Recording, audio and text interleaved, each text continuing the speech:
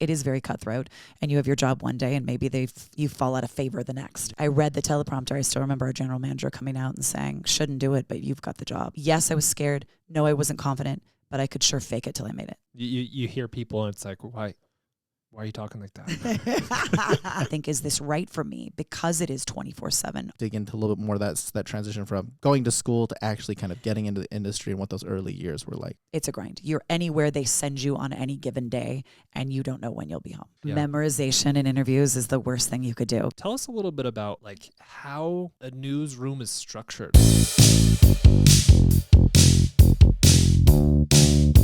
Well, I'm happy to be. I'm so happy to be here. I'm happy that you chose me. Thank you. We're glad to have Yes, you here. we're very glad to have you here. We know that taking the time out of your day is always, there's always so many other things going on, and to come talk to two strangers is something that's just like, Yes. okay, well, I guess we can spend a little bit of time on the weekend. Actually, here we are on a Saturday. I know, but you too, if you're celebrating people in Utah, and I mean, that's what I've been doing for 30 years and grew up here. And so I'm so honored to be part of it. Well, I think, one, thank you again. I'm going to have my phone out just for notes and just so I don't forget anything. Only Please. I want to only highlight a couple occasionally. things. Yes. You're a host on a Emmy award-winning morning show. You covered so many things in your career. You've been doing this for close to 30 years, or if not 30 years. In November, I'm In to November? 30. That's amazing. This November, I'm to 30. I hope you get a That's cake or something. I That'd need be a fun. watch. I need a Yes. jacket Yes. like they do on SNL. I Yes. need Yeah. something. The Yeah. robe. Yeah, the robe. I need a robe. And like a month paid vacation. Yes. That's I what should you- take Sabbatical? November off. Yeah, a sabbatical, Actually. 100%. So So for 30 years, how long is a sabbatical for 30 years? I know, like maybe until you're done. Like Yeah, maybe that's you right. just Right? like. In fact, this isn't a sabbatical. This is your retirement. We've had it with you. So I want to understand. We touched a little bit about this before we, kind of getting into this main content here. But I want to understand your background, where you came from. Where did the interest even spark to get into journalism and broadcasting and everything? It's a funny story. I grew up the youngest in a family of 6 in Orem, and my parents were both educators. My dad was a professor at BYU, Okay. and my mom was a kindergarten teacher. And to them, obviously loving their careers, that's what they wanted each of their children to do. But if they also wanted to go into medicine, that would be acceptable. Sure. So those were the two fields that were put out to this family of 6. And again, I'm the youngest, right? So I'm the troublemaker. And all the other 5 followed suit. We have doctors in the family. We have dentists. We have professors. We have nurses.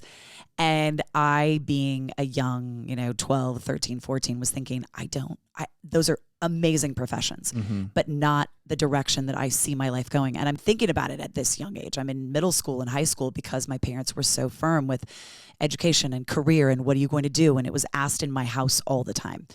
And so I remember a day specifically at 15 when I went to the library and I got an encyclopedia. I'm dating myself because there was nothing, there was no Google back then. Sure. No Google back then in the 80s. And I looked up, I wrote down what I'm good at. Yeah. And I said, I love English. I love debate. I love talking. I love writing. These are all my favorite things to do. And I looked up what careers go with those. And of course, lawyer came up and journalist came up and broadcasting came up and writer came up. And I liked all of those. And obviously none of those would probably my parents like, but we're going to give it a go. Yeah. So I circled broadcasting. And I remember sitting them down and saying, I was 15 or 16 and saying, so change of plans. I'm going into broadcasting. And I remember my mother's initial reaction was, and if she were here, she would agree, no, that is way too competitive. It is, what'd she say? It's ego driven. Absolutely not. You're a great teacher. I'm 16, Mom. Yeah. And she's like, and if you want to be a doctor, I will get you tutors. And I said, so I got a C in math. That's a lot of tutoring over the next 20 to 30 years that you're going to be doing. And it fueled my fire. It fueled, of course, right? When someone tells you you can't do something, you automatically say, especially at the age of 15, watch me. Especially your parents. Yes, watch me do this. So I went to, and growing up with a dad at a professor at BYU, that's where you're going to school because we're not helping you at any other school. So logic won over, even though I had this dream of ASU where they had this incredible Walter Cronkite School of Broadcasting. Right. That was not to be in the cards. So I went to BYU, which at the time had a really strong broadcasting journalism program. They've now since in the last 2 years gotten rid of their broadcasting program. This is the change that has been made in television in the last several decades. But back then, TV was where you got your information. Yeah. You didn't know what was happening unless you sat down at 5, 6, and 10. You didn't know. And so there was this immediacy that I loved right off the bat. There was this, you had to have this ability to take in information quickly and turn it around and present it in a way people could understand. And the rush of being on the scene of breaking news and having to do that and think through that process and then relate to the viewer.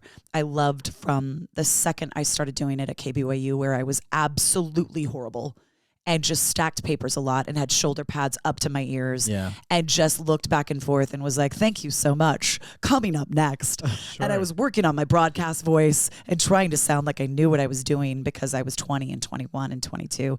And you need to be, you need to sound like you are older. I spent my 20s trying to sound like I was 30 and got to be 30 and wondered what happened to my 20s. But you need to be believable back then. Yeah. I mean, I was looking at the Katie Couric's and the Diane Sawyers, and I want to look like them and I want to be like them. And I had a bob and I had used a lot of hairspray. Aquanet was my friend, but I was thrust into this world that in my family was not familiar. Yeah. So I was kind of out there on my own, but I loved it from day one. Well, I'm curious, like tell me a little bit more about like that transition phase between, with many careers and maybe with broadcasting in general, that you're like, okay, I go to college, then they're going to teach me everything I know, or at least that's the perspective that some of us have. And then you get out and then you're like, oh, I actually don't know anything, right? So tell me a little more about like that transition for you of how, I just want to kind of dig into a little bit more of that transition from going to school to actually kind of getting into the industry and what those early years were like for you. It's so true. It's that institutional learning. Mm-hmm. Yeah. And then you get to the real world, and some of it you're going to use, but a lot of it you aren't. Right. So KBOAU was awesome because it was a student-led broadcast. So that helped me a lot. And because doing that, now I know what a live broadcast looks like. Now I know how to talk. I don't know. I remember and we weren't live, but I did a story when we were downtown and we got the announcement to have the Olympics in 2002. Mm-hmm. And I look back at that tape and and I say tape legitimately, it was on VHS. Yes. I am a kid and I'm so excited and there's a lot of energy around me and I'm trying to translate it into what I'm saying on the air and I'm not doing a great job. But that learning experience really helped me. That was, KBOU and the way that was set up, it definitely set you up to jump right into the field right after because you had to learn. Now, was I doing live shots? No.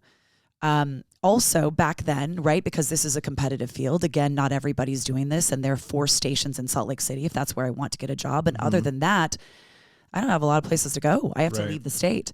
So I remember junior year, end of junior year, there was a professor there that would sit you down and tell you if they thought you would make it or not. Like they just pulled you aside and be like, yes. Or was it part of like the curriculum? Part of the curriculum, like, hey, part of his class. You're going to come in, we're going to talk to you, and I'm going to say yes, no. 100%. I was scared out of my mind. I remember sitting in the hall next to someone else in my class, and freshman year at BYU is massive. You have 900 kids in one class. Sure. You get to sophomore year, it whittles down. You get to junior year, now it's whittled down even more. So there's probably 2-3 dozen people in my broadcast classes, and we're sitting in the hall waiting to be told if we can do it or not. That's how it felt. How traumatizing for right? It's like you're like, wait, I'm already in my junior year. I feel like I'm a little too late. I spent all this time and money at this point, and then I have someone who's experienced teaching us these things to tell me, yeah, you're good enough. Or exactly. No, you're not. So I walk in and he said, you're not going to make it. Oh, he really? did. Yes. And he sat me down. I remember looking at him across the desk and he said, quote, "There are already too many blondes in television. You won't get a job. Wow. Could you go into meteorology?" And my naive little, 21-year-old self said, "Does that have math?" Because I'm trying to avoid it at all costs. Sure. That's what I'm trying to avoid. Yeah. 2 years of French at BYU to not take one math class. That's right. Trying to avoid it. And he said, it does. And I said, that's not what I want to do.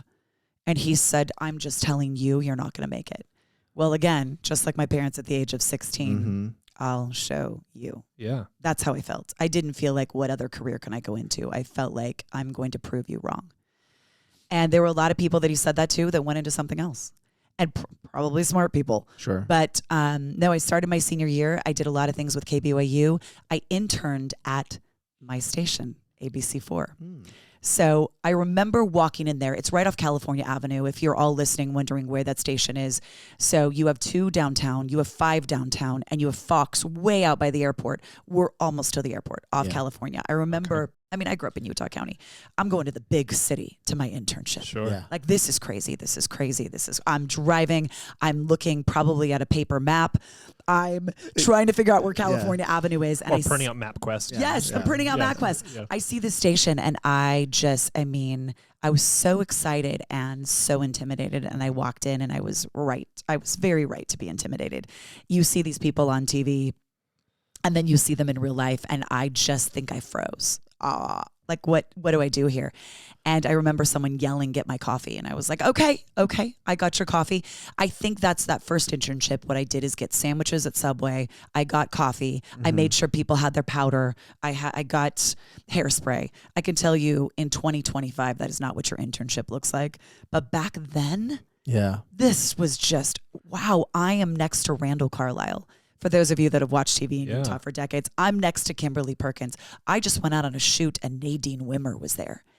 It was this like, wow. And I stood and I just soaked it all in. And was it complete? Did BYU prepare me as best they could? Sure. But you're right. There's definitely a gap between what you learn in school and then what you're suddenly thrust into when you get in the real world. So talk about a little bit. So internship when you did it to internship now, like what's different? Yeah, I'm curious about that too. Because like TV is different. What you described was like the Hollywood like displays, the cliche cliche Get version. my coffee. Yeah. Right, Yeah. it's so true. It's so I still remember, and this is funny. It was my first year, and again, this is the '90s, everybody. So if you've heard of the '90s, like there are books about it. I'm going to help you. There's VHS. There's VHS tapes about the '90s. We're getting old. Oh my gosh! So there was a shooting at the library downtown, and this was big news in the '90s. And there were hostages. And I remember erroneously thinking on a Saturday there weren't that many people in the newsroom that they were going to have me go live because I had an Ann Taylor suit on with shoulder pads and I was ready to rock. Right. I think I had Bonnie Bell lip gloss that was shiny course. and I was like, I'm ready, don't you see? And so I remember the news director, that's the boss in the newsroom, called me in. Nisha, we need you. And I'm like, we need me. This is my moment. Like this is a big deal. I run in there and he says, here's a list of sandwiches at Subway. Oh. We're hungry. We're going to need those in the next 10 minutes. Oh, no. So I remember even thinking, so am I live at Subway? Should I go live there? No. Who's coming with me? Where's the camera Where's my guy? photog? That's the term. Photog. Where's my photog? No. You're just going to get the sandwiches and bring them back and stay out of the way. So, but back then, again, TV has grown at the speed of light because technology has grown at the speed of light. And obviously lots of industries have changed, but I think this one has changed maybe one of the very most of all of them. I mean, we've just decided I'm dating myself, so it's fine. Back when my first year at KBYU, to show you how quickly this has changed, we used to feed paper on a pulley system, like a ramp system, and it would go up and show you the words that were typed. We did not have a teleprompter. Yeah. So if the paper jammed, you just figured it out. So my last year at BYU, we had an actual teleprompter. So since then, cameras are smaller. We're using iPhones for video. It's changed so much because the industry has changed. So no longer can someone bark, go get my coffee. I mean, now there are a million places to get your information. Yeah. No one has that kind of gravitas anymore. My daughter, you two, is interning this semester. I saw that post. My daughter is interning with me. And for her, we joke about, Kate, get my hairspray. She's like, are you out of your mind? But so she's having a completely different experience than me. Yeah. We're not the only game in town anymore. Yeah. We're one of many games. And the hope is to keep broadcasting alive with what does that look like in 10 and 20 years? I don't know. Will her career be totally different than mine? Absolutely. Are there the basics that I can teach her that are the same? Yes. But what's coming, I mean, I can't wait to see because it will be different. What did you have to do to transition from intern to get in front of the camera to kind of have that, like is there just like a hierarchy of like you have to work your way up and it's just a natural progression, or is it like was there something pivotal that the director was like, yes? Did they sit you down in a room and say you're gonna make it or not? Yeah. No. You would think so. It's all, yeah, kind of. Okay. Yes. So you're taking me back, and this is actually a good story. This is like the stuff that movies are made of. I think. So you typically back then would go to a small market. Even that's changing. You would typically have to work your way up. So market size, city size. Okay. So Salt Lake at the time was number, I think, 35 in the country. So you have your LAs and New Yorks at number 1 and 2. You have your, Chicago's and your Miami's, and these are big markets. Okay. Sure. Top 20 markets are big markets, top 10 huge. So you need to start typically in the 100s and the 75s and the 80s. So that would be like, growing up here in Utah, that would be your Renos and your Flagstaffs and your Idaho Falls. A lot of people started in those. So I'm sending out VHS tapes to those places. But I also know people at my internship here at ABC4. So in the meantime, I'm like, well, can I write? Can I be a writer there while I'm sending out my VHS tapes? And they had a position open. So I start working at Channel 4, thinking I'm on my way to, I remember I had an interview in Idaho Falls. For everyone that lives there, it is windy, it is cold. How do you do it? That's what I thought when I pulled up. And it was for the weekend anchor position. So again, this is in the 90s. And I interview, and I remember the person telling me, the news director telling me, this pays $12,000 a year. Oh, wow. I'm a coming out of college. So does that seem like a lot of money in 1995? No, it does not. I was a waiter at Los Hermanos and made way more than that. Yeah. Sure. But it's TV, and it's the excitement of TV. And what would I do to have my dream come true? This is the first step. So I said yes. Not meant to be. The station had a big change in ownership and management, and that news director was fired, and I never took that job. Oh, interesting. So I'm sitting at the station still sending out tapes, and I started going out on stories. I interned on the weekends. I worked on the weekends when there aren't that many people working. So I had more opportunity. So I'm doing more things, and I'm going out and getting some of the stories and then handing it to the anchor to be the voice of it. I'm going out and doing, some interviews with, I remember Ron McBride, and he was, like this person at University of Utah football that was just larger than life. And I had to interview him, and I had to hold my mic with both hands to stop it from shaking because I was so scared to interview Ron McBride for the first time. But I'm being sent out and I'm doing these. It's 6 months in. I went from weekends to the night show, which is 2 to 11. So I'm helping with the 5 and the 6 and the 10, and I'm writing, and I'm sitting next to Randall Carlisle, and I'm doing all the things. And they had this big moment where they fired our crime reporter, and they looked around the newsroom, and I still remember this moment. Our general manager's down, everyone's talking about it, and he says, what do you do? And I was like, I'm an associate producer. I write here. And he said, get in front of the camera. Let me see what I think. On my landline, because that's all we had, I dialed my husband at the time, and I said, they're putting me in front of the camera. And I just remember him going, well, don't mess it up. Don't screw it up. Thanks, This husband. may be your only chance. This is it. So I get in front of this camera, and they put the anchors on set, and this is not live. And they tossed to me, and he said, read the teleprompter.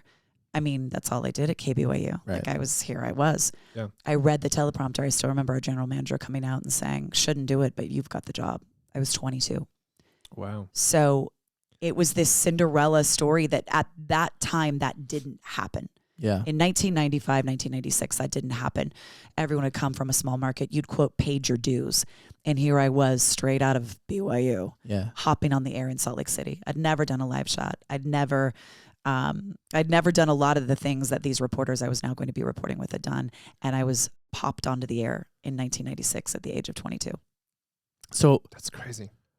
my first thought as I think about that is two things. Like, my first one is like, was your thought, this is the one, they're going to put me on, and then they're like, they're never going to put me on. They're going to, like, maybe if they said yes, does that mean like you were good to go, and then they're going to consistently use you for that point on? Or is it just like, we're just going to have you fill in for today, and then we'll put somebody else on? Or do you think it was like a short term, or were you like confident that it was a long term? So I wasn't confident, but again, go back to me at 16 saying, now I'll show you. Yeah.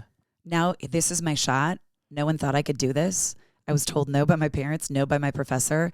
I got a yes, and here I go. Yeah. Like, I will show you. I deserve it. You saw a hole, you took that hole, and you just ripped it open. Totally. And you just kept going. Totally. So was I scared out of my mind? Was I good? No. I was not good, but I was going to show them that I could be.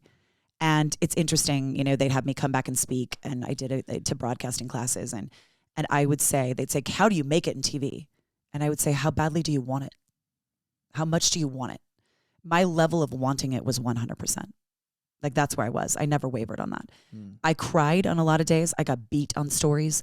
And when I say beat, I mean, I didn't get that interview that Channel 5 and 2 and Fox got. Sure. And where was I and how did I mess that up? I remember distinctly crying in the bathroom. Is that embarrassing? But I did. I remember crying in the bathroom, wiping my tears and going, how do I do it better tomorrow? I wanted it. My want was 100%. And so, yes, I was scared. No, I wasn't confident, but I could sure fake it till I made it. That's your drive. I think a lot of the people that we have on this podcast, like, I think 1, passion stands out, and 2, drive stands out. I think that's how a lot of those people have been successful, and it shows clearly here as well. So you're no exception there. Did you have a second question? My second question was actually related to whether or not there was a time that you felt like, maybe I'm not right for this, but it sounded like the answer was no. I mean, there are definitely days. And we're, you know, I mean, obviously I've been on Good Things Utah now for 22 years, but we're talking about I love Good Things Utah, but I went into this to be Diane Sawyer, right? Yeah. Katie Couric. And they made me the crime reporter. So I'm 22 years old and I'm interviewing police officers who don't want to be interviewed, who don't want to be on TV. Yeah. That includes the firefighters. I think I wonder if they still have this deal where who's ever on has to buy the whole fire station ice cream. Yeah. No one wants to be on. Sure. And I'm a kid, and I'm yes, did I question, is this the right thing? But like, that thought went out of my mind immediately. Mm-hmm. This is what I said I would do. And this is what I'm passionate about. And like you said, the drive. Yeah. And there was no place to go but forward. And that's where I was going. I was going forward.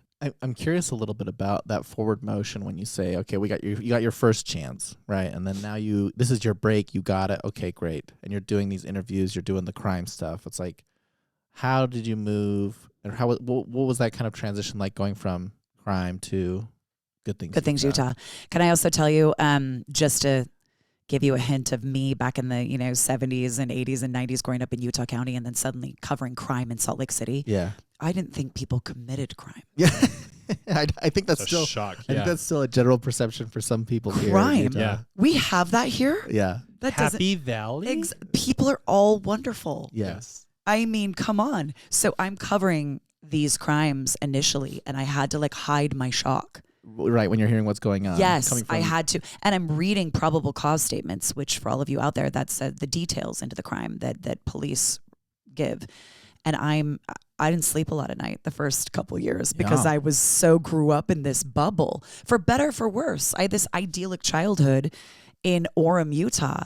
And then suddenly I was, up in Salt Lake and covering crime, and my eyes were opened. Mm-hmm. My eyes were opened, and I became skeptical of people, and I'd never felt like that before. Yeah. So I'm dealing with all of this, and I also, if you can be a crime reporter and you can make it there, I'm so grateful for that chance, because, I mean, that's the great teacher. I mean, I had to get who, why, what, where, and when right. Mm-hmm. I had to get it right because there are legalities involved in Yeah. all of that with what I'm talking about. So I learned quickly. I learned fast. So fast forward, this is seven years later. So I've been doing this night and day for a long time, and I am getting in the groove of it. I'm not just trying to be someone on TV. I feel like I'm getting my motion. I'm not just moving forward. I'm loving the forward motion. And I start anchoring the weekend.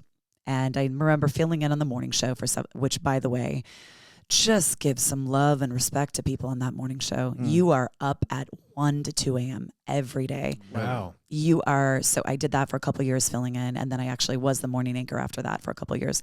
And you are it's Night of the Living Dead. You don't know what time it is and where you are and who you are. It's so hard. And you're spitting out information in a coherent manner. And you're so tired.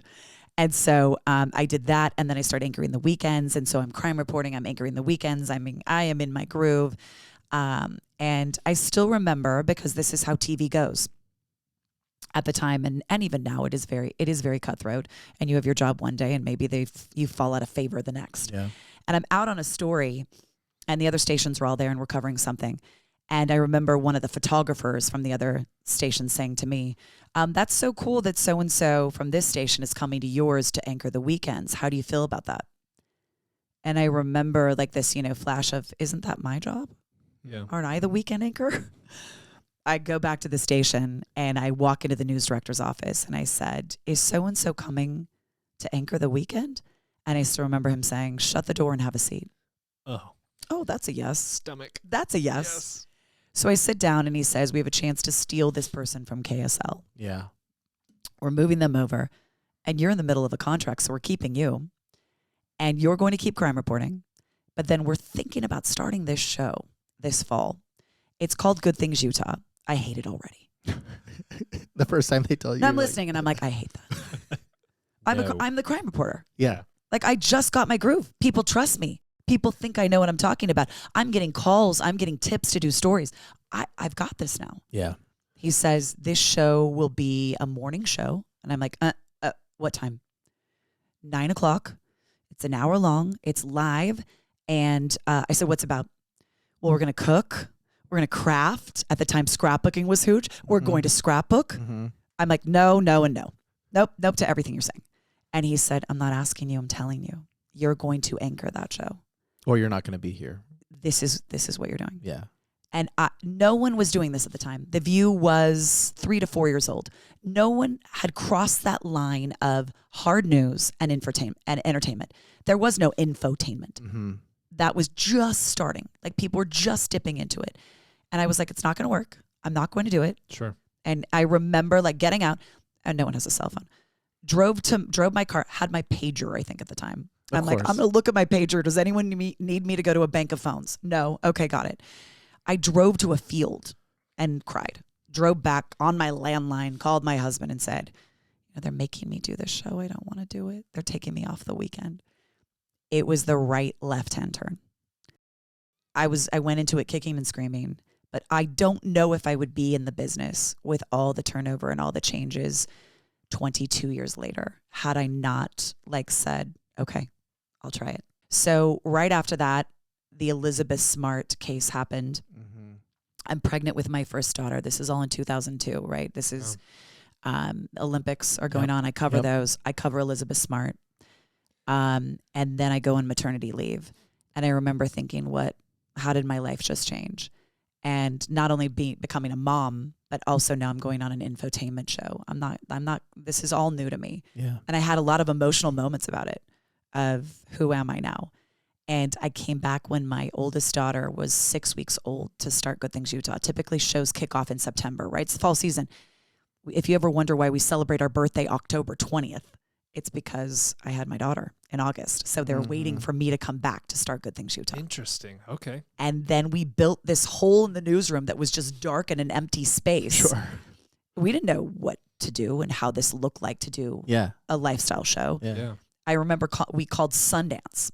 And back then, Sundance catalog and all that mountain furniture was so in. So our set was brown and mountain, and it looked like we were a page in the Sundance catalog.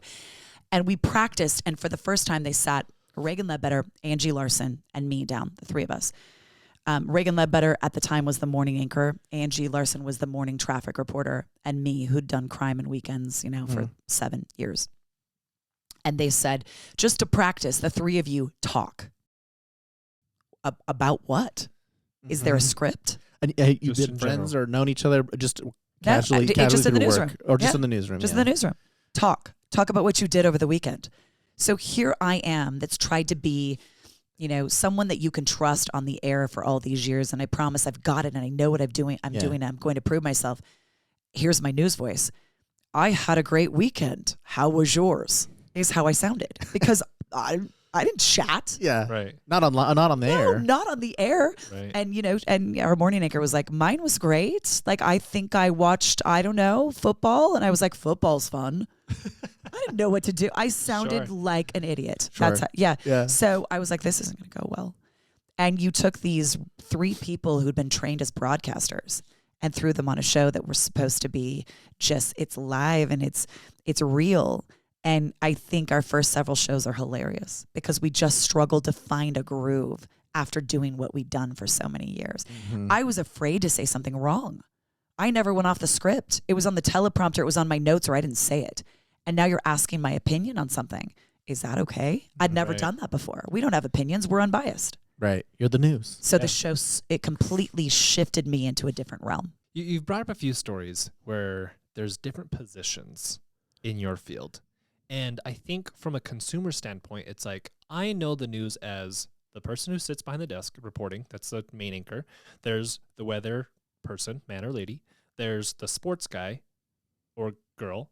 And then there's the field people. Tell us a little bit about like how a newsroom is structured. Like, what are different positions that someone, if they're hearing this, like what they could aspire to? You talk about being the crime reporter. Yes. I didn't know that was a thing until I started looking into your background.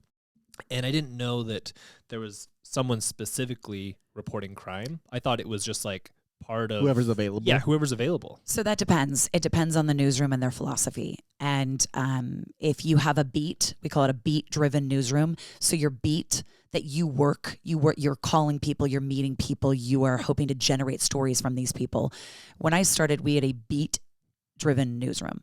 So someone was the education reporter, someone was the politics reporter, someone was the courts and, then I was crime, someone was medical. And we worked off this beat, which I love that system. Not all newsrooms do that, and ours doesn't do it anymore. Ours moved with with different news directors coming in and out. Right, the station, the transition, and the numbers go down, and the management changes. And this is our philosophy for a newsroom and what works. They're general assignment reporters, that they're just the reporters of the day, that you throw them out on anything. But I loved the beat driven because if I didn't have a story in crime that day, I worked on one for the next day. Mm-hmm. So I had so many contacts. I had so many great friendships that I used to generate great stories that you wouldn't have known had I not been working that beat night and day. Sure. News of the day is news of the day. It's going to come in, it's going to come out. And now that's typically how newsrooms work. So you more than likely you start as a reporter coming out of college. And more than likely your aspiration is to be an anchor. There's more money in anchoring, and there's not as tough of a schedule. If you get sent to cover a fire in Beaver at 5 o'clock as a reporter, you're not getting home until midnight. Yeah. As an anchor, your schedule's set. So you desire that schedule and that higher pay more than, for most people, it's so fun covering news. It's so fun going live, but it's a grind. It's a grind. You're anywhere they send you on any given day, and you don't know when you'll be home. So that's the hierarchy of the newsroom. Sports reporting is the same. And I love that you said guy or girl, because I think that's changed in the last, when I started, it was primarily men. Yeah. And now that's completely changed. Yeah. So it just depends on we call it the shop, the newsroom, depends on the shop, depends on how how the hierarchy is and how they decide to cover news at that each station. But you typically start as a reporter. Talk to us about work-life balance. You've mentioned this a little bit. Morning show, the Good Things Utah starts at a certain time. But, if you're weekend, early morning, whatever, you mentioned getting up at, 1 a.m. and you're a zombie reporting news, right? Talk to us a little bit about what is the toll on a family and balancing your profession. When we talk about things that have changed, I love that this one has. Like in 2025, work-life balance is something we discuss and talk about. I don't think you did in 1995. Yeah. Sure. And in fact, I was talking to my millennial producers yesterday, and I said, because now my daughter's Gen Z. Right. So we have these Gen Z interns coming in that have this idea of, I won't stay here forever. I won't work that many hours. Right. My birthday, I'm not going to work on my birthday. Are you out of your mind? I wouldn't have questioned that ever. Of course you work on your birthday. Of course you do weekends. Of course you get up at 1 a.m. because this is how you get ahead. That's more of a Gen X mentality. And so I'm learning along with my Gen Z daughters who I'm always like, who raised you? Wait, me. Where'd this come from? The internet. No. Yes. I'm not kidding. I'm like, why are you how you are? Oh, wait, I'm your mother. Yeah. But I love it's a positive thing. And it's also for us that when I went into television, you didn't say, oh, I don't work weekends. You work them because that's how you got ahead. When I said to you, I go back and speak and I say, how bad do you want it? Yeah. So my mentality was weekend, sure. 5 a.m., sure. Yeah. 1 a.m., sure. Christmas, sure. And now this new generation that demands work-life balance, I think it's such a positive, but I'm catching up. My brain's catching up with it because when, my 22-year-old says they want me to work, they want me to take less vacation. Are they out of their minds? I have to not default to where I'm like, well, duh, you're 22. This is the age where you get ahead. Right. To no, there should be a work-life balance. There absolutely should. I was doing the morning show when she was born, and I don't remember a lot of that. I was so tired that my getting up at 1 a.m. and having a baby and handing it off to my then husband and then going in and getting home at 1 o'clock in the afternoon after doing the morning show and then Good Things Utah. Mm-hmm. And then I remember sitting her in front of the TV and I would curl myself around her and fall asleep. And if she crawled, it would wake me up. But I was so exhausted. So is there work-life balance? Has that always been a priority in television? No, because the news is always on. That information can't sleep because it happens 24/7. So I think now generations are demanding a work-life balance and it's different. And I think people come to TV and think, is this right for me? Because it is 24/7 all the time.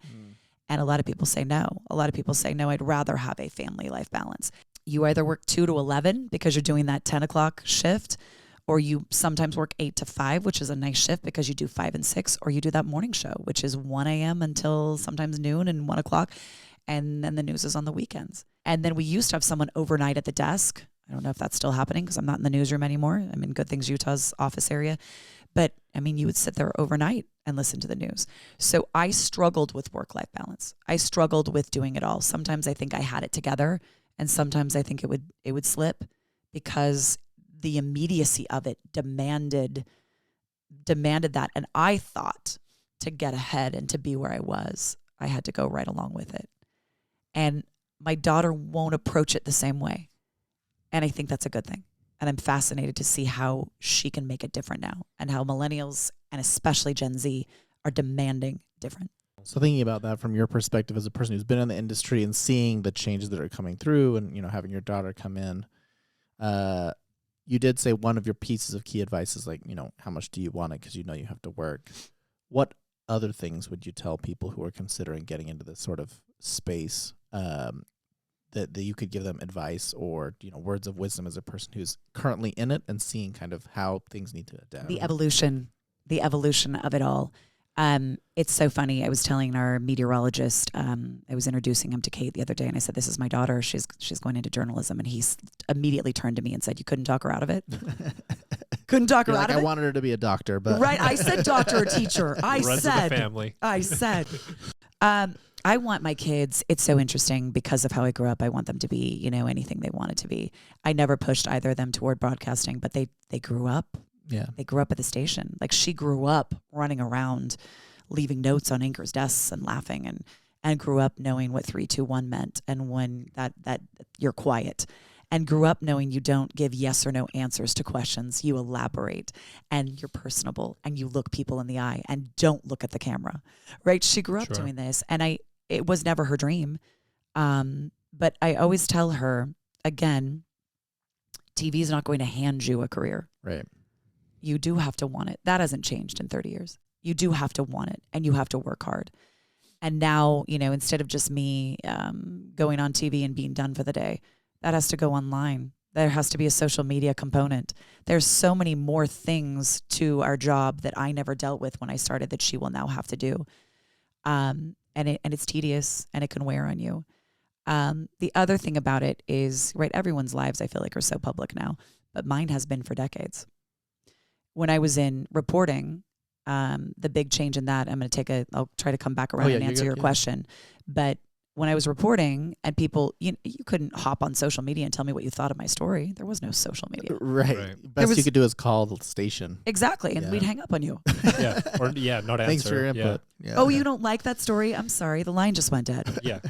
But then I could come back and say, well, this is why I did it. And these are the sources I used. And this is my information. And if I did it wrong, please tell me. I'll put you on the air.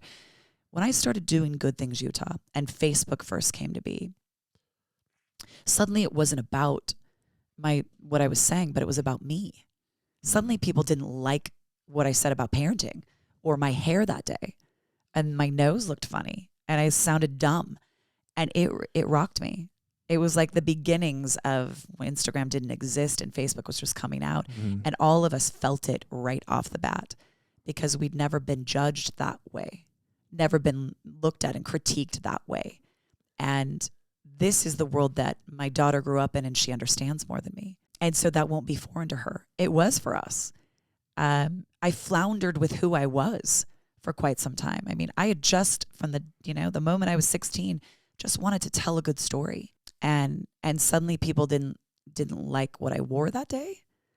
That impacted my ability to tell your story. How'd this happen? Right. And so I floundered in trying to sound smarter, and then people said I was boring. So then I tried to giggle more. I just was trying to be who do you need me to be, and then you'll like me. Like, we're in the business of selling not just what we're doing, but ourselves. Yeah. We are the product. I am the product. And there was this sense of, so when it comes to advice, back around to that question, you have to be ready to, when you put yourself out there, like we put yourself out there, there is good and bad that comes with that. And you have to love what you're doing enough and love that this is what I chose. And I want to tell a good story, and it's okay to not be liked because you're not going to be everyone's thing, every story and every day on the show. Right. But I'm here to do my best. And if you're passionate about that and passionate about this career, I think none of the rest matters. You get through it because I floundered and I got through it. I found that if you're not you, you're nobody. If you can't rely on, if you're trying to be somebody else, you're going to fail. Sure. You can only be you. And some days you're not a great you, but the hope is you'll come back the next day and show up and be that you. And I had to find that on the air. Yeah. I grew up on the air trying to find that. It's such a mental, emotional roller coaster. Yeah. I agree. Because you're on TV, you're in the era of people not having a way to give you their feedback. They probably thought it anyways, but now Perhaps, there's yeah. this vehicle that they're just like, I can say whatever I want, and just that emotional weight and just effect that it has on you, that you've had to find this, you've had to navigate on your own not on your own. There's others that you probably have some sort of support system as well. It was all new territory, and people are mean.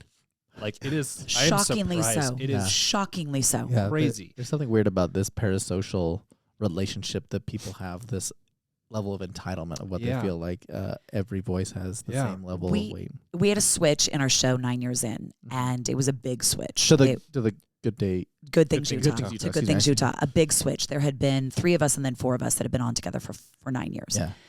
And again, remember, this is still the only game in town. Like, then KSL started their show, then Channel 2, 5 years later, then Channel 2 is like, oh, wait, they're making money doing this, and they're actually personalizing people on television. We should do a show. Then Fox did a show. Yeah. But we were the only thing for a long time. So you are developing now not just a relationship with the stories you're hearing, but with the people on the air, which I think in 2025, if you don't have it, you're done. Yeah. But Yeah. back in 2002, 3, 4, 5, you could still stack your papers and say, we'll be right back, and it didn't matter. Now you have to connect with me or you're not watching. Mm-hmm. But that was just starting. That was just starting in the early 2000s when our show started.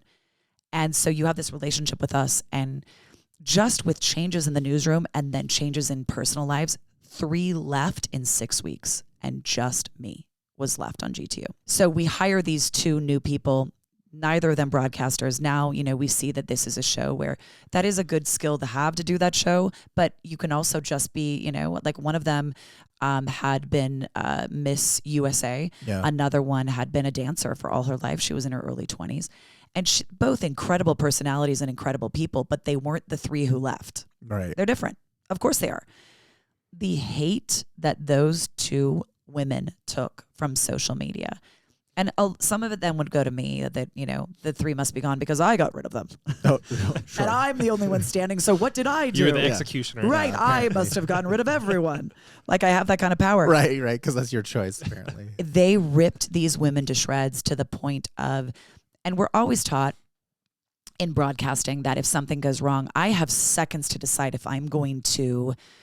Right here we are edited. If I say something horrible, Yeah. you can edit it out. We're live. Yeah. Yeah. We're live. I have seconds to decide to draw attention to that, or hopefully you didn't hear it and I'm just going to keep going. Yeah. Sure. We walk the high road. We don't often say we got these complaints because that gives them validity. Right. I don't want to give your complaint validity.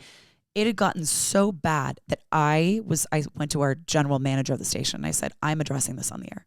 I have had it. I'm addressing this. And I remember being nervous that day. There are not a lot of things that make me nervous decades in. And nerves are good, by the way. You should still, if you're not nervous, you're not on the top of your game. You should still feel this energy of, okay, here we go. We're going to do our best. Not just here I go again. So I'm nervous that day because we don't often draw attention to criticism. Yeah. And I sat down and I was like, enough. I don't know who's out there telling your kids to be kind while you are spewing hatred on Facebook about these women who are just trying to do their job, from their hair to their makeup to their nose to the way they talk. How dare you? Who do you think you are to tear someone down the way you are tearing them down? We're here doing a morning show. We're doing our best every day to entertain you. If you don't like it, change the channel. Mm-hmm. Yeah. But how dare you come at these women personally in the way you're doing it that's making them cry after the show? Do you sit behind your computer and even consider what the weight of your words? It didn't happen after that.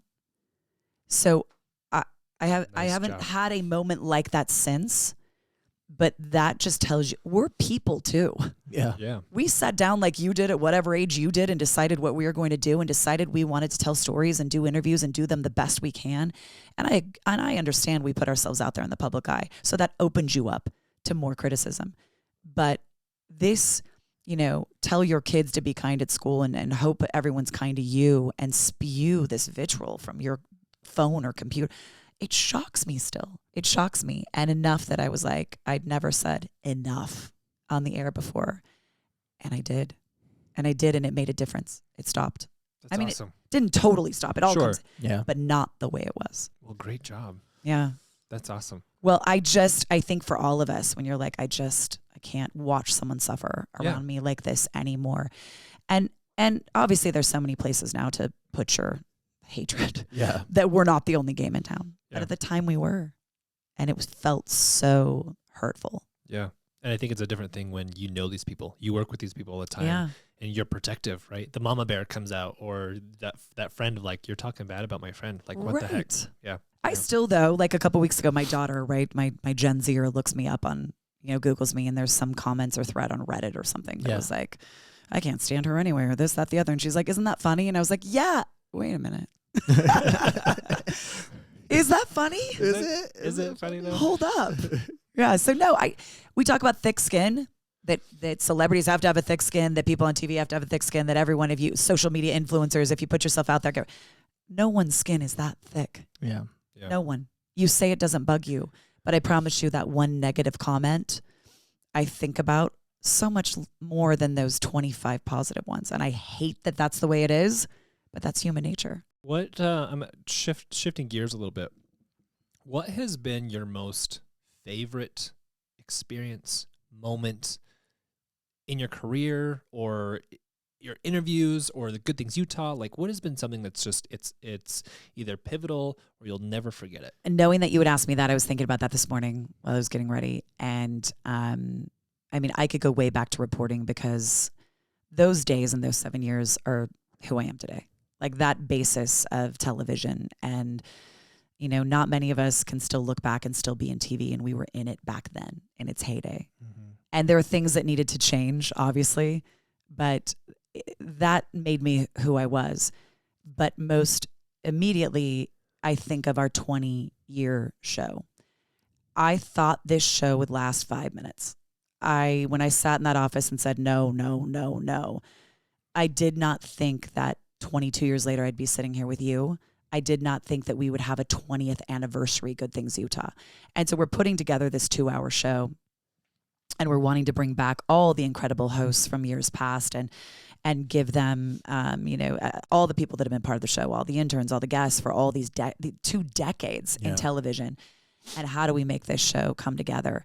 And when it did come together and the Mormon Tabernacle Choir sang us happy birthday, and the governor came on the show and declared it Good Things Utah Day. Wow.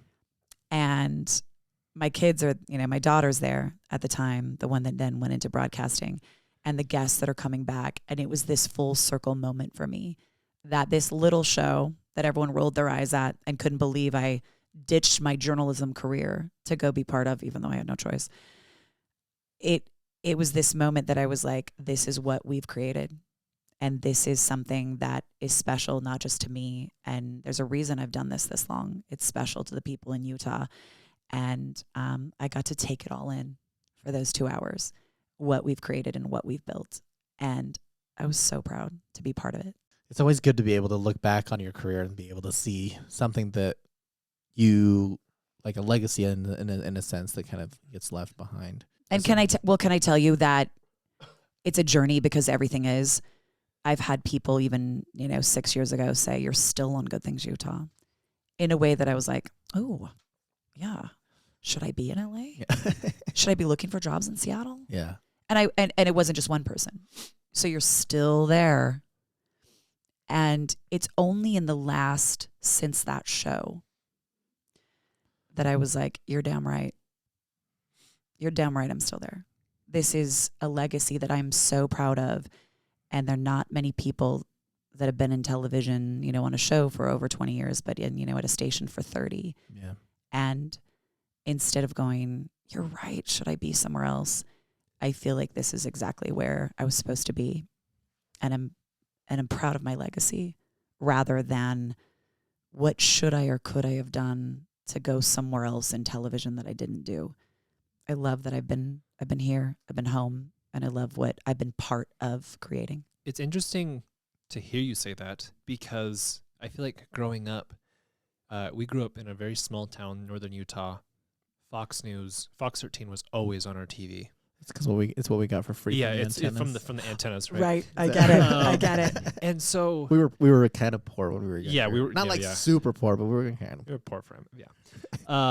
And seeing someone report the news, and then as you grow up and you continue to see that person still on the news, there's almost like a sense of like, okay, cool, that hasn't changed. That like, was I'm glad. Like Bob Evans. Bob Evans and Hope Woodside. Yeah, was Hope too. Woodside. Yeah, I remember. Bob's still there. Yeah, and there's like a weird connection. Even though I met Bob once at Costco, that was kind of cool. Love it. But there's like this weird connection that you personally Develop. that I just developed of like, I know if he's on the news, we're good. Like it kind of feels like home. But then when someone else comes on, it's like, whoa. Who do you think you are? Who is this guy? Where's like, Bob? Yeah, where's Bob? Or where's Nisha? Or, where's Emily or whoever, right? And it's this weird thing that I didn't think about just until now, that when someone is in broadcasting, that people will probably connect with that person. Same with on the radio. You hear a radio show host, and it's like, whoa, you're messing stuff up. I don't like this. Change. Mm-hmm. And with all of the tenure that you've put in, you're adamant, like, yeah, I am here, but also other people are reliant on you to like, yeah, Nisha, she's still there. There's a comfort level. Yeah. Right? There's something familiar about turning on your television. And I think Utah, every market, we talked about markets earlier in the podcast. Markets are the television market, and Utah's one of the biggest in the country, is the biggest in the country, because we don't have a TV station in St. George. Oh, right. So we are one of the only states that has just this one spot that reaches even Elko, Nevada, right? And up into Wyoming. We're a pretty good sized TV market. We're now, I think, 30. What are there, 180, 250 markets in the country.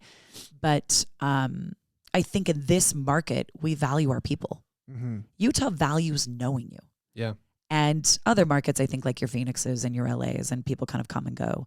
But I think for the most part, in Utah television, like you said, Bob Evans and Hope Woodside, you want to know your people. There's a comfort level in that. And I hear, in 2025 a lot, I don't watch TV anymore.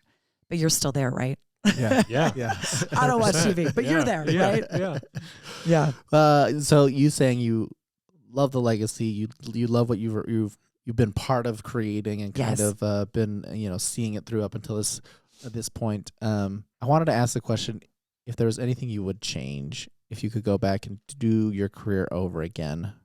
Thinking about maybe not just maybe decisions you would make or things that you would approach differently or ways you could educate or if there's something even personal that you feel like if I could go back to 20 whatever year old self before you set foot into that broadcasting station the first time and do something differently, what would you have done? Okay, so I have a couple thoughts with this. The first thought is confidence at 20-year-old self. Mm-hmm. Just have some. Just try to find it. I told you I faked it till I maked it. Yeah. And I did do that. But I go back to, you know what? Everyone's out there just trying their hardest and doing their best. Yeah. And I felt like I didn't have the confidence to walk in a room and own it. I maybe faked that, but I would go back and say, have some confidence. Like, stand up for yourself. Say what you want in this business rather than yes, yes, yes, yes, yes to everything and everyone. Mm-hmm. I wish I would have had some no's in there. Yeah. I was raised to be a people pleaser. I think a lot of us in this culture, in this community are. And I didn't find my voice as far as setting boundaries for myself. That wasn't even a word growing up. Mm. And I wish I had those back then. I wish I'd had this balance that I think, like I told you, my daughters have. Yeah. And I think that comes with confidence. And you can't give someone confidence. You have to go through life. You have to go through life and find it. Yeah. So I would just tell my 20-year-old self, it's coming. It's coming. Have boundaries. You can say no to things. You can say no to the weekend sometimes and Christmas. And it's okay. Yeah. You can't please everyone all the time. You can't. And I went into this wanting to do that at 20. I'm going to make everybody happy all the time and everybody's going to like me. Newsflash, not true. Yeah. And it's okay. And it's all right. So I would definitely go back and tell myself that. I think we play the coulda, shoulda, woulda game. How do you not? Especially looking back on 30 years. Sure. I wanted to be on Good Morning America. I wanted to try television in a big market. Yeah. And if I went back, would I try it? And I do that in my head sometimes. I look at me in a different city and all those opportunities that maybe I didn't take because I was building a family here and I had this amazing schedule that no one has in television. No one has this morning show schedule that's not at 2 a.m. that I have. And it worked for my family and it worked for raising them. And I don't think I would change it. I still fantasize sometimes about me in New York. I mean, but who doesn't? What that would have been and what that would have looked like. But I think things happened exactly the way they were supposed to. Yeah. What are some common misconceptions About me or about TV? about Let's TV? Let's go TV. Yeah. About TV. That we all make $1 gajillion, right? I mean, especially now when the money in television isn't what it used to be because there's so many other options for your viewing and your information. It was funny. I was in Costco, speaking of Costco, and you better say hi to me if you see me. Did you say hi to 100%. Bob? Did you say hi did, to Bob? yeah. Okay, good. Well, good job. my wife, I said, I think that's Bob Evans. She's like, okay, cool, let's go. I was like, no, I'm gonna go say hi to Bob. Always say hi. I accidentally called him Bob Hope. Which Hopefully is he doesn't remember that. Which I think that's flattering. Yes. I would be flattered by that. Anyways. Always say hi. Always say hi. I mean, Bob never minds. I'm sure I'm speaking for Bob, but I never mind. It's so fun to meet people who are watching. If people aren't approaching me, then no one's watching, and that's a problem for my business. That's a problem. But yeah, I was in Costco, and this couple came up, and he said, "My wife doesn't dare, but I do. Hi, she loves your show." And I said, "Thank you so much. What's your name?" And she's like, "I've been watching from the beginning. I can't believe your kids are so big." And he said, "I have a thought for you." He's like, and I've always wanted to say it to someone in TV, I feel bad for you because it's all the fame and none of the fortune. Oh, no. And I said, you hit it on the head. You did. I mean, I remember one boss telling me, "I can't give you more in this contract, but you get the joy of being on TV." High five. Yeah. Yeah. So that is a misconception about local television. I'm not on Good Morning America. I don't make $15 million a year. Yeah. But again, that was my dream. It was back there somewhere. Yeah. So that's a misconception. I don't know. The perception of television has changed with all the fake news over the last couple of years. And I always feel personally attacked because I love my profession so much. I love it. And I work so hard to be taken as a trusted voice in the community. I hate that perception. I hate that that's become something that we battle now in my business over the last 5 years. I think there are good people in every profession, and I think there are bad people in every profession that don't do a great job. And I think there are those in ours, but there are some that are trying every day to do and put out there on television a great product. You first asked about TV or myself, and so now I want to go down the route of misconceptions of yourself. Okay. That I have to be perfectly perfect all the time. Absolutely not. I go to, if I wasn't here with you, knowing that you had a camera on me, like, I mean, I don't have lashes on, everybody. Like, this is, Me either. you don't have lashes on. We're going to zoom in really close if you do that. Debated putting a baseball hat on today. Yeah. It's funny. People on TV, you're like, does someone do your makeup? Does someone do your hair? Does someone do your, no, I live in Salt Lake City. No, we can't afford that. And yes, I do all my own. But if you don't like it, then sure, someone else is doing it. No, like, does someone buy my clothes every day? No, I'm at Zara just like you, looking for a great deal. Sure. Right. What else? Do I use this voice at home? Maybe. Sometimes. We had dinner last night with my kids, and I was like, time to do the dishes. We'll be right back with more. No. I'm a real person, just like, and I, when you message me and say you can't stand the show or I'm lame, my feelings get hurt just like yours would if someone said the same to you. Do I make mistakes parenting and make mistakes on TV? Yes, I do. And I love that we have a live show and you can feel that. By the way, the other 3 in the market are taped. So just a plug for Good Things Utah. We are live. Ayo. And there's an element of live that is scary and we screw up. I walked in front of our camera yesterday. Like, what did I just start? I walked in front of the camera while it was on my head. So if you saw that yesterday, Sorry. I mean, sorry, Rory. But no, I'm a real person that has been lucky enough to do the job I wanted to do at the age of 16 for 30 years. And hopefully you've been lucky in doing something you love, whether it's 6 things or 8 things or 1 thing that you love for the past 3 decades. Because I'm just out there and I don't know what tomorrow holds, but I want to do my best with today. That's awesome that you've been able to chase this dream. We'll be right back. This is so interesting. We'll be back with more. One question, why do people have news voices? Yeah, that What is the purpose of having a normal voice and then a news voice? That is such a great question. Okay, let me tell you. Because when I started, my voice was not this low. It was not the silky smooth voice you hear right now. Yeah. There's something, and you know this on the podcast, and you'll find this interviewing people. When their voice cracks or it goes up and down, there's something about and you're not taken as seriously when it's really high and giggly or too soft. There's this sweet spot that you try to find in enunciation and also sounding personable. Yeah. And studies have shown that when your voice, that lower voice is more pleasable to listen to and more pleasurable to listen to, and you listen, and there's some gravitas in that voice. So we all, when I was in college, we would all practice. And I tell my daughter the same thing. If you want to have your voice on TV, how'd you get that voice? I read everything. As I was driving, I would read the signs. I would read billboards. Whatever I did, I would find someone's voice that I liked and I would try to mimic it a little bit until I found my own.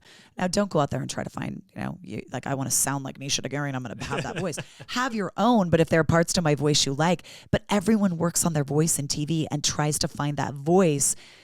I would tell people that would just start, it's you, but you elevated. Sound like you. But you are, if I can't understand what you're saying, I'm not going to watch you. Right. So you do need to enunciate. You can't swear, which we can go into those stories if you'd like. You can't, again, we're live, right? Yes. So you can't swear on live TV. Sure. So it has to be you. And people would say, well, you must not be you. No, I'm me, but my job is to communicate with you in a way that you want to listen to and you understand. Right. So if I'm like that, and what... how long are you listening to that? Yeah. You're not. Walking out. So you find this area and this level and this voice. And by the way, another funny story I went to years ago, they had me do a piece at the University of Utah with their voice clinic. I'm slaughtering that. I don't think that's what it's called, but they go look at your vocal cords and they stick a camera down there and they look at you talk. Yeah. Oh, like literally a camera down the back of my throat while you're talking. While you're talking. And I'm actually shooting this for a story. Wow. and my gag reflex is in full effect. But they said your vocal cords are like a curtain. And as you talk and air goes through them, they just kind of bump back and forth, and that brings your voice out. They said mine are so calloused at a certain level. This level is bumping when I talk, and the rest are not even hitting. The curtain's not even hitting, just this one spot. And I'm like, this spot? And they said yes, and they said try to go higher. So just in conversation, when I try to go higher, I've not worked that register. So it's not there. Interesting. And when I try to go really low, like I try to find it. Yeah. But my voice, because for 3 decades I've hit this level, it's calloused right here. And by the way, when I get a cold, when I get sick, the first thing that goes is my voice. First thing that goes, because I overuse it to the point of my kids are like, please stop talking. At some point, for the love, stop talking. Yeah. I never thought about that. Well, I have actually had thought about that. Because they do have that, and I thought that there was like a training program. It's like as you're going how to train your college, voice. They're like one of the courses you take is voice training. You're on your own, folks. Yeah. You're on your own to find your voice. But watch television, watch influencers, watch Instagrammers. Like see what you think is pleasing and what you don't think is pleasing, right? They have to find their tone and find their voice. And maybe on TikTok you don't have to. Maybe you just talk however you talk, and I like you and swipe, or I don't, like go further or I don't. But on television, there was some sort of credibility that lent itself if you had a voice that people would listen to. Yeah, no, it's so true though. You hear people and it's like, why are you talking like that? It's true. What I love about you and what you two are doing is you get an hour to deep dive. Yeah. I typically have 3 to 5 minutes. Yeah. Just not very much time. No, it's interesting when I was trying to decide what I wanted to go into, journalism and magazine and newspaper, which I think these words are becoming archaic in 2025. Yeah. But those are long form interviews, and I really thought, is that the direction I want to go? But I loved television so much, and I love the immediacy of television, and I loved using my public speaking, which is what I did a lot in high school and college, and maybe I could transform that into a job. So I chose broadcasting, but broadcasting really is fast food interviews and fast food information. You got to get it in and you got to get it out. And so podcasts are so fun. Like I don't do my own podcast, but I've been on a few, and I'm always like, wow, we're deep diving. Here we go. We have time. We have time to get into it. Time that on television you typically don't have. We don't really have, like, we want to understand generally how you got started and some advice, but like it could go whatever way. Let it breathe. Let it breathe. You're not supposed, like you sent me a list of questions, and I love that you said, but don't memorize them. Memorization in interviews is the worst thing you could do, because you start not sounding like you, and you sound stilted and you sound memorized. And that's actually when you go off what you memorize, when you get nervous and worried. So if you can just listen to someone and see the direction they're going and pull it out of them, you're well on your way. You're going to take my job. You're going to take my job any second. Not even close. We're not going to be on TV. We're going to stay here in this basement and then maybe go to the basement. This is a nice studio. We have faces for YouTube, not television. No, you do not. These mics actually might be nicer than what I use. So. Oh, really? They're not too bad. They're not too bad. Yeah. No, I really do think that you've hit all the things. If this is something you want to go into, it is not the same as what I went into in 1995. It is different, and you have to pick a way that you will stand out and that you will do it differently. And I hope I've instilled this passion in my daughter, because whatever it looks like in the future, if that's your basis, if you have that, no, I'm going to show you that this is what I can do. Whatever this looks like in the future, whatever it turns into, you'll be successful. And success looks like different things to different people. Like I said, the misperception is I'm a cajillionaire. I'm not, but I've loved every minute of what I've done. And to me, that's success. Is there a dark side to someone in your role? So I think we've talked about selling not a product, but ourselves. And I think you can get lost in that, in people's perceptions of you and what they think of you. And you can go down that path and let it eat you alive. I think you can go down the path of getting in your head with it. And am I as young as she is and as pretty as she is? And this competitive nature, especially of women in this business, and maybe women in every business, but this is the one I know. You know, I grew up on camera. Yeah. I grew up with every, weight gain, weight loss, pregnancy, aging. I mean, I'm 50. You look great. Thank you. But I started at 22. I'm 52. And you don't see a lot of women who are getting older and older in TV, right? Yeah. But I'm like, but damn it, I'm not done. Yeah. Yeah. And I don't feel like 52 is that age where you say, I guess I'm old now in TV. But I think all of those things are part of the dark side of, am I good enough? Am I enough? And I think that imposter syndrome is in every business, but especially television. It makes you question who you are and if you're enough and if you are still relevant in a world that people come and go all the time. Yeah. So how do you handle that? Like, what sort of tools do you use to kind of help? I mean, my guess is that you've had to deal with it for so long that you've probably experienced different methods of trying to deal with that. And you have your daughter who's currently coming in. And I don't know if her plan is to be in front of the camera or not, because it sounds like there's a lot of people, auxiliary folks, where you can still participate, but not necessarily be in front of the camera. But I'm thinking like, your advice to, you're saying, yes, this is something you're going to have to deal with, but like, how do you deal with it? And by the way, my daughter's coming for me. She's coming for She's my coming job. for your job.